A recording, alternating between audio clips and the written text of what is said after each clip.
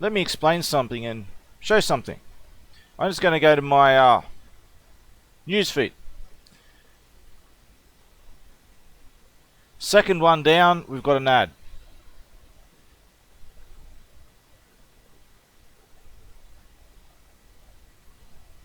There's another ad. Usually it's one every two. And a lot of these ads are just phishing attempts and crap like that. And the rest are a lot of ads from people spamming in groups. Here's another one. Let's look at the profile crap on Facebook. Look at this black and white shit up here. What the fuck is that? It's a downgrade. A deliberate downgrade to make you feel sick and annoyed. And this is deliberate sabotage. These people have got a lot of money and they can soak it up and change what they're doing. You know, when you're a billionaire, getting a little bit more money is not really of interest.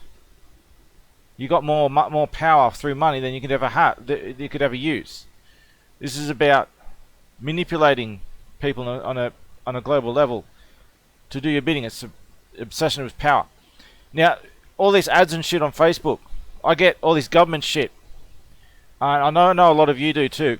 All this so-called mental health bullshit, telling you to report your neighbours for having mental health problems if they don't like the quarantines and all this kind of stuff. You know what's going on. I've tried to tell you. You know it's not going to go back to the way it was.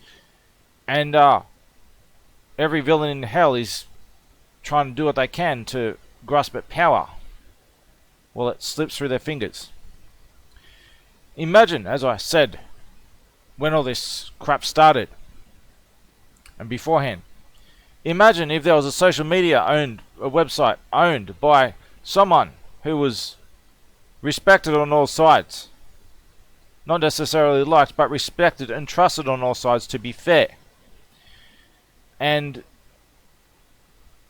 this party owned a social media website so that when corrupt government orders come through to spy on people or release their personal information, or the government's caught doing this themselves with fake profiles, you don't take this into the government's hands. Now, this is a vigilante website.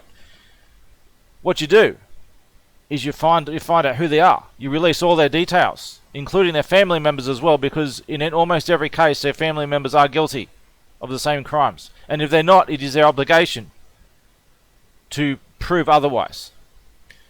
You release all their personal details, all their family details, and you go hunt them down, and you live stream as you grab a $2 rusty hammer, you stretch their balls up in a vice, and you start asking them questions and smashing away when you don't like their answer. Imagine someone who did that. So any government official who dared to try this crap, and everyone who works with them, everyone involved, has serious consequences when they try this shit.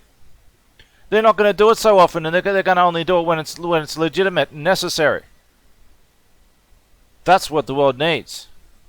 That's what I offered. It's what only I can do.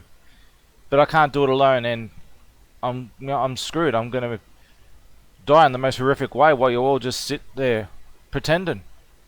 Like fucking parasites, just taking whatever you can from the remains of civilization in its last days. And none of you give a shit. I'm looking for people who do give a shit and will step up and do what is necessary. I believe there is at least something in this world worth saving. And if you don't, just get out of the way. Shut up, hide in the corner, cancel all your social media accounts, stop interacting with people, go hide under a fridge. I leave the world to those of us who believe in that there is something worth saving.